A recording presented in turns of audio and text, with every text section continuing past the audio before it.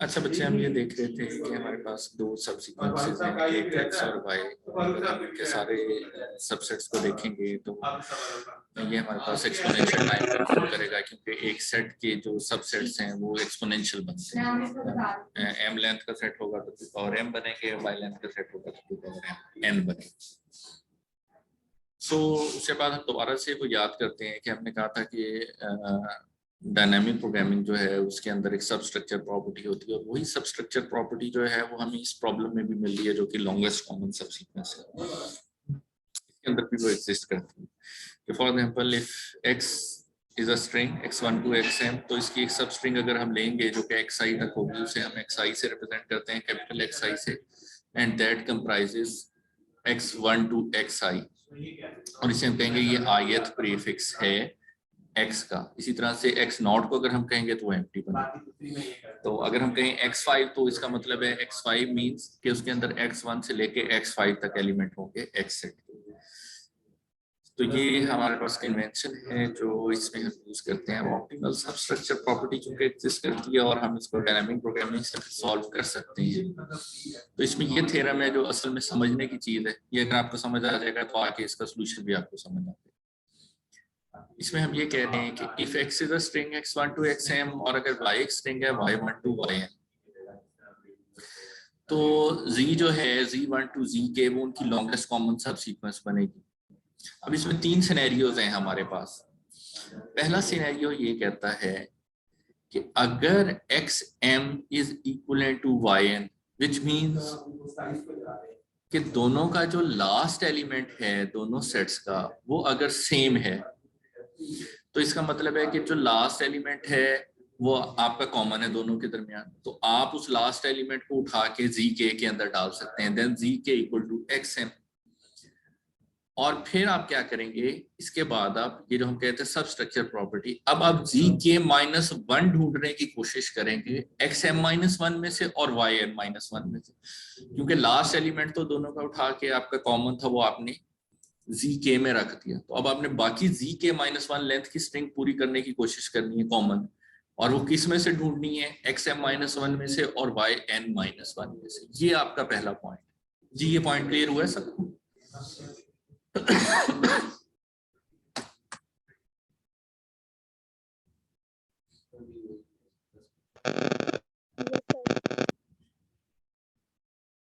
Okay.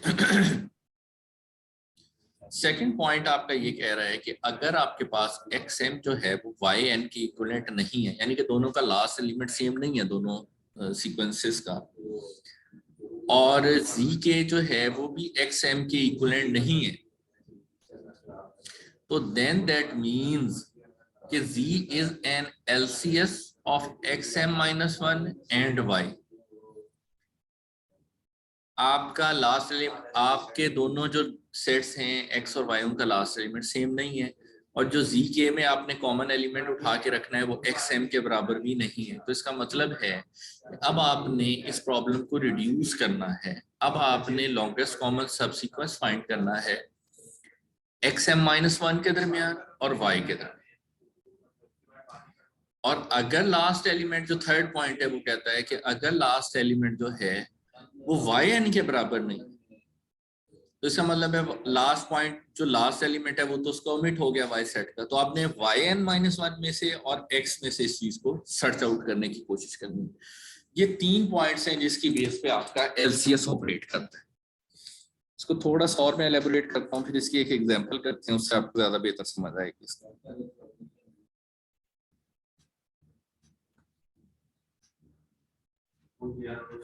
अब ये characterisation क्या शो करती है, जिसे हम ऑप्टिमल सब स्ट्रक्चर प्रॉपर्टी कह रहे थे, कि दो सीक्वेंसेस का जो ऑप्टिमल सॉल्यूशन है,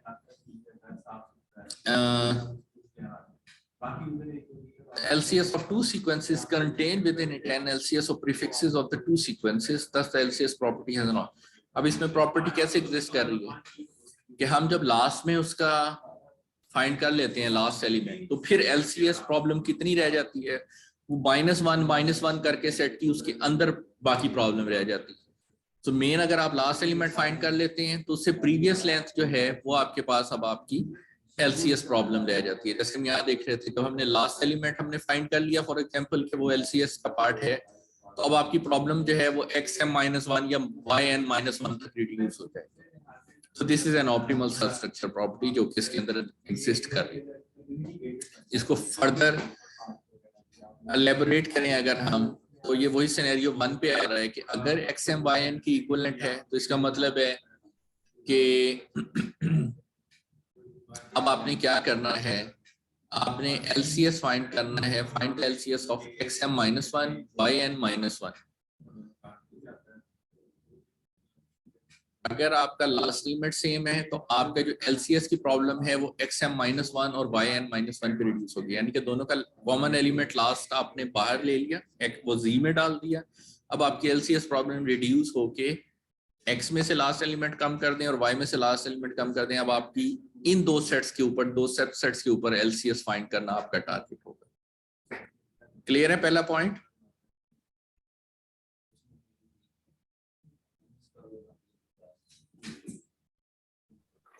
यस सर।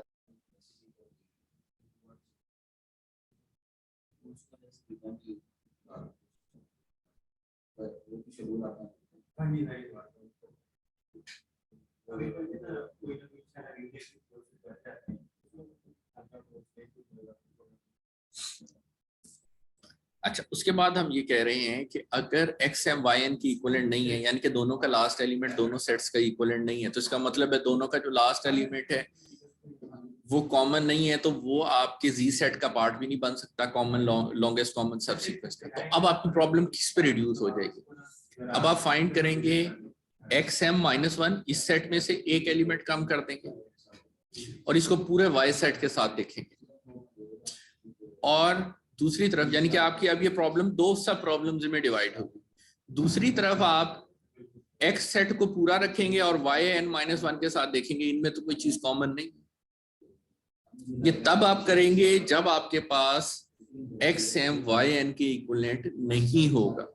जब ये दोनों इक्विवेलेंट होंगे तो सिंपली आपकी प्रॉब्लम जो है, दोनों सेट में से एक एलिमेंट माइनस करेंगे तो इतनी आपकी प्रॉब्लम यहाँ पे रिड्यूस हो जाएगी। अदरवाइज आपको ये दो सब प्रॉब्लम्स में डिवाइड करना पड़ेगा, एक x में से पहले m-1 करके y के साथ देखें और दूसरी तरफ x के साथ yn-1 को देखें।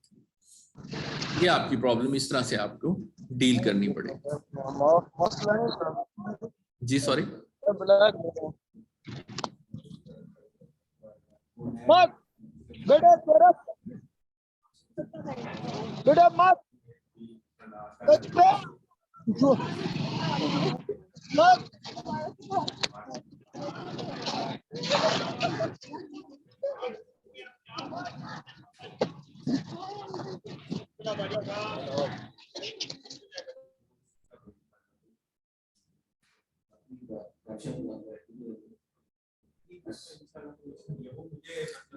अच्छा जी, इसके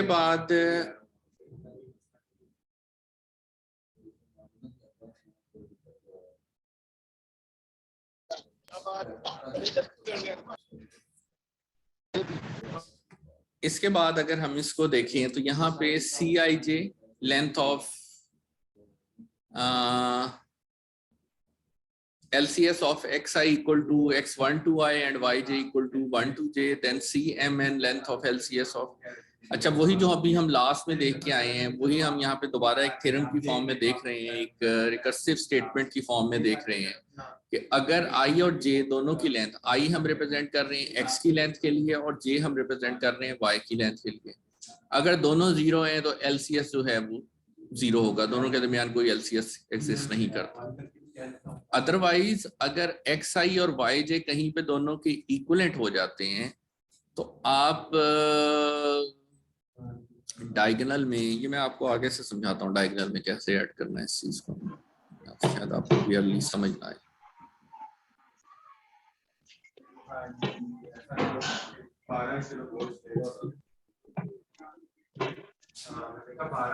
ये देखें जी, ये आपने दो स्ट्रिंग्स ले ली हैं। एक स्ट्रिंग है आपके पास, काइंडली सब लोग ना माइक ऑफ रख लें, फिर शोर आता है बीच में। जब आपको क्वेश्चन करना हो फिर आप जरूर उसको अनम्यूट करें, लेकिन उससे पहले म्यूट रखें। जी, तो आपने दो स्ट्रिंग्स ले ली, एक स्ट्रिंग है आपके पास BDCABA और दूसरी स्ट्रिंग आ गई ABCBDAB। ये दो स्ट्रिंग्स हैं आपके पास जिसके अंदर से आपने LCS फाइंड करना है, और इसमें से जो टॉप मोस्ट एलिमेंट है वहां पे आपने वहां से स्ट्रिंग स्टार्ट नहीं करती, 0th इंडेक्स से वैसे तो आप स्टार्ट करेंगे, लेकिन स्ट्रिंग आपने लिखनी है अपनी फर्स्ट इंडेक्स से स्टार्ट करनी है, या आपने याद रखना है। अगर बच्चे पेपर में क्वेश्चन आता है तो ये इंडेक्सेस की जब गलती करते हैं तो ओवरऑल आपका सोल्यूशन ही नहीं निकल पाता, तो इस चीज को आपने ज़हन नशीन कर लेना है। ओवरऑल आप 0th इंडेक्स से स्टार्ट लेंगे दोनों साइड्स पे, लेकिन जो स्ट्रिंग लिखनी आप स्टार्ट करेंगे दोनों साइड्स पे वो आप फर्स्ट इंडेक्स से लिखनी स्टार्ट करेंगे, 0th इंडेक्स पे आपकी कोई स्ट्रिंग नहीं होगी। देन आपने ये करना है कि आपने फर्स्ट रो और फर्स्ट कॉलम पूरा जो है वो 0 के साथ फिल कर लें। फर्स्ट रो भी आपकी 0 होगी और फर्स्ट कॉलम भी जो है वो आपके पास पूरा 0 के साथ होगा। ये पहली रो और पहला कॉलम दोनों आपने 0 पे सेट कर लिया। फिर आपने ये काम करना है, आप ये देखेंगे कि आपने पहली रो से स्टार्ट किया, आप ये देखेंगे कि क्या इस के अगेंस्ट जिस सेल पे आप खड़े हैं, ये वाला सेल, इस सेल के अंदर आपके पास क्या इसकी जो कॉलम पे कैरेक्टर रिप्रेजेंट हो रहा है और रो पे जो कैरेक्टर रिप्रेजेंट हो रहा है क्या वो सेम है? अगर वो कैरेक्टर सेम है तो तब आप उस केस में, अगर सेम है तो आप डायगोनल एलिमेंट में एक ऐड करेंगे और यहाँ पे प्लेस करेंगे। अगर सेम नहीं है तो आप ये देखेंगे कि लेफ्ट साइड पे या अप साइड पे जो एलिमेंट है उनमें से बड़ा एलिमेंट जो भी है उसको यहाँ पे कॉपी कर लेंगे। अगर दोनों सेम हैं तो फिर आपने उनमें से कोई एक एलिमेंट कॉपी कर लेना है और एक ही कन्वेंशन फॉलो करनी है। अगर सेम के केस में आप ऊपर से एलिमेंट लेते हैं तो हमेशा ऊपर से लें, अगर आप लेफ्ट से लेते हैं तो हमेशा लेफ्ट ही लें फॉर अ प्रॉब्लम। एक प्रॉब्लम के केस में वो सारी कन्वेंशन सेम रखेगा। जी, ये पॉइंट समझ आया सबको या मैं रिपीट करूं? सर रिपीट कीजिएगा प्लीज। जी, मैं ये बता रहा हूँ। थोड़ा सा सर गाइड कीजिएगा कि कैसे, मतलब किस फॉर्म में होगा कि हम देख के कहेंगे सेम है या नहीं। हमारे पास दो डिफरेंट सेट्स दिए जाएंगे, डाटा सेट होंगे, या किस तरीके से हमने चेक जी, करना? ये देखें ना, ये दो स्ट्रिंग्स आपको गिवन है। पहली स्ट्रिंग आपको गिवन है जो कि ऊपर लिख दिया है हमने BDCABA, और ये दूसरी स्ट्रिंग आपको गिवन थी ABCBDAB, और आपको ये कहा गया था इन दो स्ट्रिंग्स के दरमियान आप लॉन्गेस्ट कॉमन सबसीक्वेंस फाइंड करके दें। तो आपने क्या किया, एक स्ट्रिंग को आपने ऊपर लिख दिया यहाँ पे टॉप पे, एक स्ट्रिंग को आपने लेफ्ट पे लिख दिया इस तरह से। फिर आप ये देखेंगे जैसे मैं इस इंडेक्स पे खड़ा हूं अभी, अब मैं इस इंडेक्स पे खड़े होके ये देखूंगा कि मेरे पास ये जो एलिमेंट है A और इसके अगेंस्ट ये जो एलिमेंट है जो कि ऊपर एग्जिस्ट कर रहा है, ये वाला एलिमेंट, ये दोनों सेम नहीं है, एक A है और एक B है। तो इस केस में मैं क्या करूंगा, इस केस में मुझे ये करना है कि दोनों कॉमन नहीं है, तो मैं ये देखूंगा क्या मेरा जो अप एलिमेंट है या मेरा जो लेफ्ट एलिमेंट है उनमें से कौन सा एलिमेंट बड़ा है। जो बड़ा होगा उसको मैं इस सेल में कॉपी कर लूंगा। क्योंकि इन दोनों में से कोई भी बड़े छोटे वाला सिलसिला नहीं है, दोनों बराबर हैं, तो मैं लेफ्ट से भी कॉपी कर सकता हूँ एलिमेंट को, अप साइड से भी कॉपी कर सकता हूँ। लेकिन मैं समझा आपको ये रहा था कन्वेंशन एक ही रखेगा, जब सेम हो तो अगर आप लेफ्ट से कॉपी करते हैं तो सारे प्रॉब्लम में लेफ्ट से ही कॉपी करें, अगर आप अप से कॉपी करते हैं तो सारी प्रॉब्लम में अप से ही कॉपी करें। तो इस केस में हम ये देख रहे हैं कि ए भी सेम नहीं है और अप और लेफ्ट पे एलिमेंट सेम है, तो उसने 0 जो है वो अप से कॉपी कर लिया और एरो ऊपर की तरफ प्लेस कर दिया कि मैंने यहाँ से इसको कॉपी किया। यहाँ तक पॉइंट क्लियर हो गया सब? स्टिल कोई कंफ्यूजन है तो मुझे बताओ।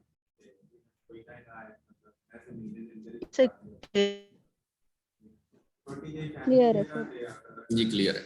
फिर हम नेक्स्ट एलिमेंट पे आए, यहाँ आके हमने देखा कि यहाँ पे लेफ्ट पे तो A था लेकिन टॉप पे अब हमारे पास B है।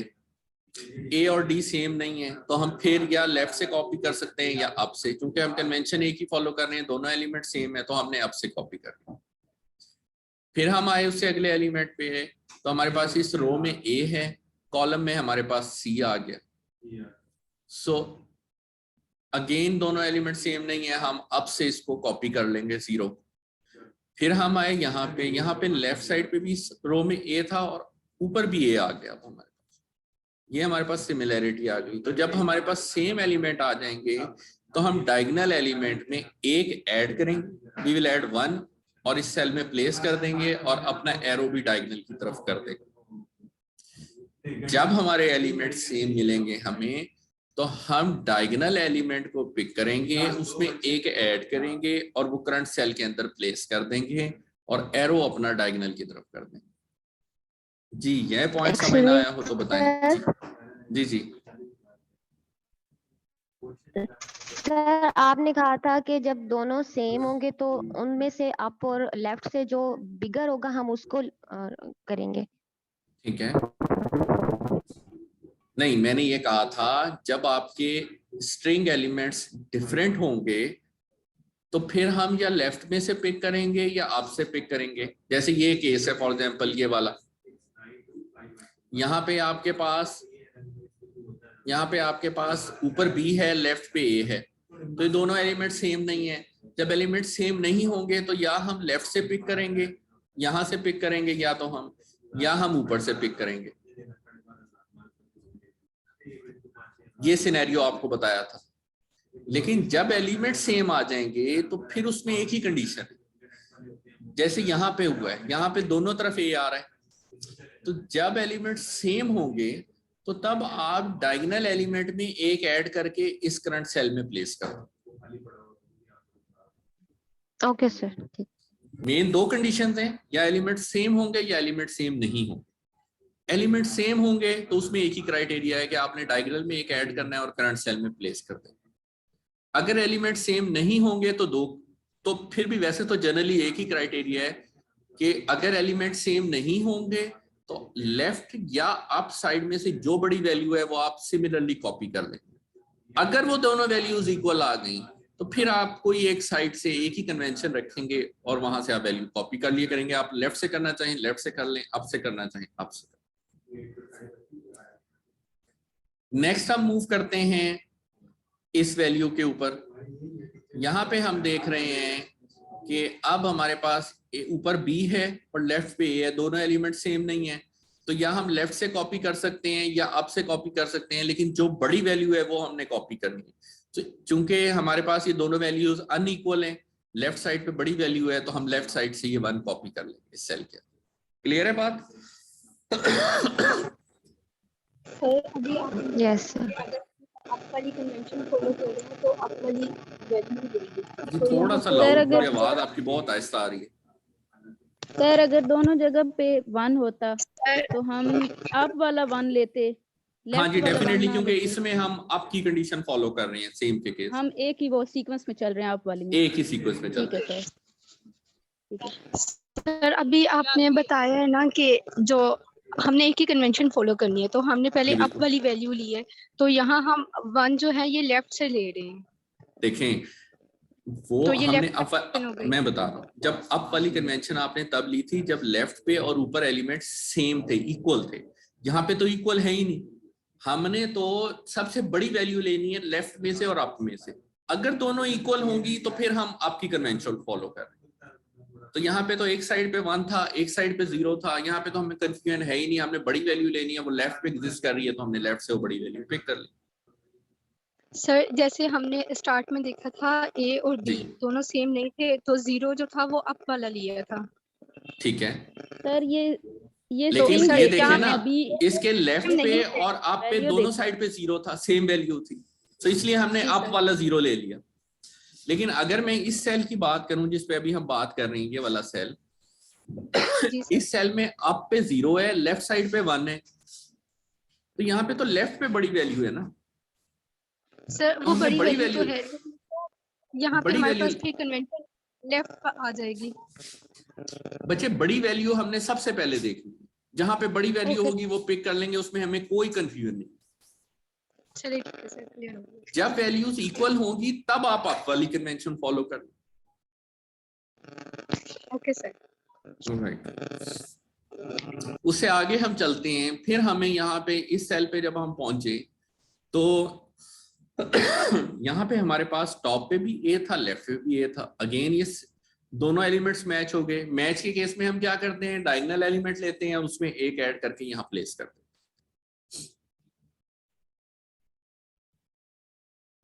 क्लियर है यहाँ तक बात सबको? जी सर जी सर यहाँ क्लियर है। पे एरो जो है वो ऊपर डायगोनल की तरफ क्यों है, लेफ्ट पे क्यों नहीं है? बच्चे इसलिए है क्योंकि यहाँ पे ऊपर भी ए है और लेफ्ट पे भी ए है, एलिमेंट्स मैच कर रहे हैं दोनों साइड पे। और हमने कहा था जब एलिमेंट्स मैच करें तो हम डायगोनल एलिमेंट में एक ऐड करके करंट सेल में प्लेस करते हैं। ठीक है सर। राइट, फिर हम नीचे आते हैं इसी तरह से। यहाँ पे जब हम आते हैं तो हमारे पास यहाँ पे टॉप पे भी बी है और लेफ्ट पे भी बी है, एलिमेंट मैच हो गए। एलिमेंट मैच के केस में हमने क्या करना है, डायगोनल में एक ऐड करना है और करंट सेल के अंदर प्लेस कर देना।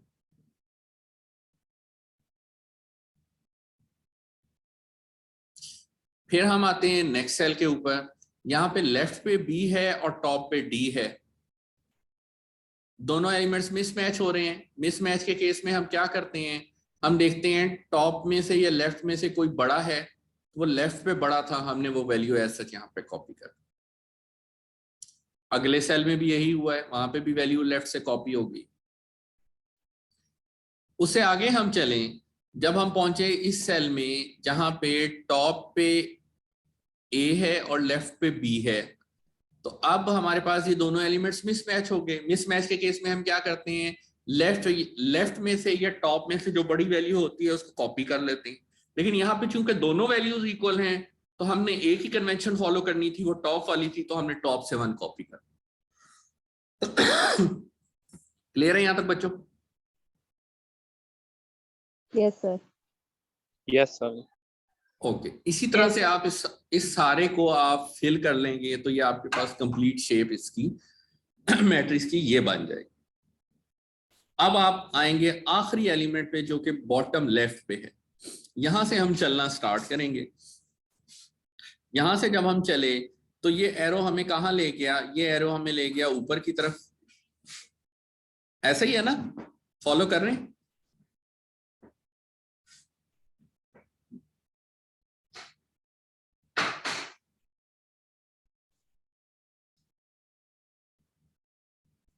जी बच्चों फॉलो कर रहे हैं? आपने बॉटम राइट से स्टार्ट लेना है। यहाँ पे आपके पास 4 एलिमेंट है जो कि अप की तरफ पॉइंट कर रहा है, सो आप अप चले जाएंगे। ठीक है, अप गए, वहां पे आपको एक और 4 मिला। ये जो 4 आपको मिला ये डायगोनल वाला 4 है, इसके अंदर डायगोनल सिंबल है, सो आप इस वाले 4 को नोट कर लेंगे तो डायगोनल वाला होगा। फिर यहां से सिंबल आप ऊपर आ गए, ये अप जा रहा था, फिर ये आपको एक और डायगोनल वाला एलिमेंट मिला, इसको भी आप नोट कर लेंगे। फिर आप ऊपर चले, आपको लेफ्ट ले गया, ये लेफ्ट पे यहाँ फिर एक डायगोनल वाला सिंबल मिला, आप इसको नोट करेंगे। फिर आप ऊपर गए, लेफ्ट मिला, ये एक और डायगोनल वाला सिंबल मिला, और इसके बाद आपको और कोई सिंबल नहीं मिल रहा। तो ये वो 4 एलिमेंट्स हैं जो आपको डायगोनल सिंबल के साथ मिले इस पाथ के ऊपर। ऐसा ही है ना जी, यहां तक फॉलो किया सबने? Yes sir. Yes sir. वो 4 एलिमेंट्स हैं जो कि आपका लॉन्गेस्ट कॉमन सब सीक्वेंस बनाएंगे। ये जिन 4 को हमने मार्क किया है, ये ए को पॉइंट कर रहे हैं, लेफ्ट पे भी देख लें या टॉप पे देख लें, ये ए है, फिर ये बी है, फिर ये सी है, और ये फिर बी है। तो यानी कि आपकी लॉन्गेस्ट कॉमन सीक्वेंस इसमें क्या निकली, बी सी बी ए।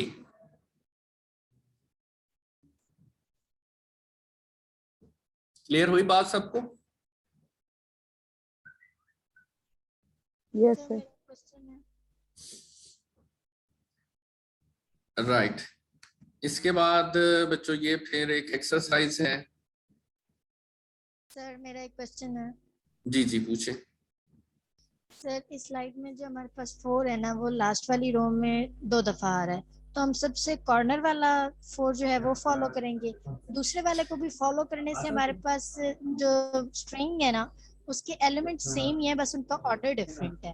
बना सकते हैं, लेकिन ईज के लिए मैंने आपको ये बताया कि आप बॉटम राइट से स्टार्ट लेंगे तो गलती के चांसेस बिल्कुल नहीं होंगे, वरना अक्सर लोग इसमें कंफ्यूज हो जाते हैं। इसमें 2 longest common sub sequences exist करेंगे, वो भी बनता जी है सर।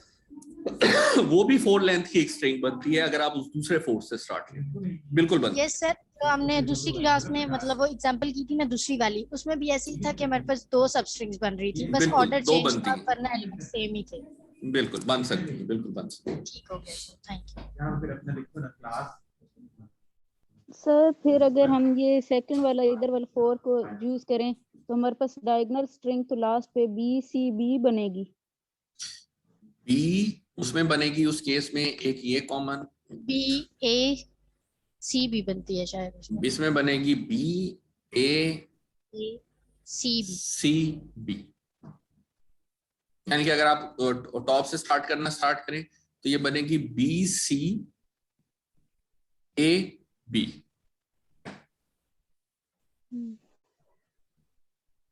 क्लियर? जी सर।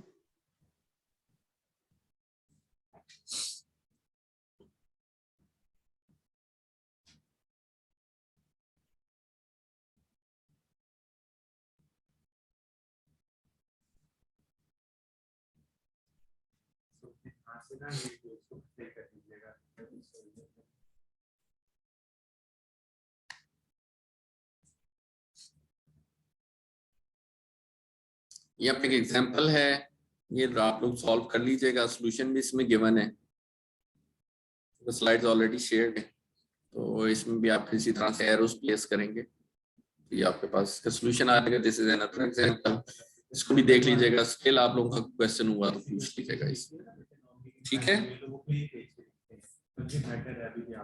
अब हम जल्दी से क्विकली जो है वो दूसरा लेक्चर भी गो थ्रू कर लेते हैं, जो कि हमारा ग्रीडी एल्गोरिथम। ग्रीडी एल्गोरिथम मैं रिकॉर्ड इसलिए नहीं कर रहा, वो कल की रिकॉर्डिंग हुई है ग्रीडी एल्गोरिथम्स की, वो मैं शेयर कर दूंगा बाकी क्लास के साथ, लेकिन हम उसको कंडक्ट कर लेते हैं। मैं सेशन रीस्टार्ट कर रहा हूँ, एक दफा सेशन एंड होने वाला है।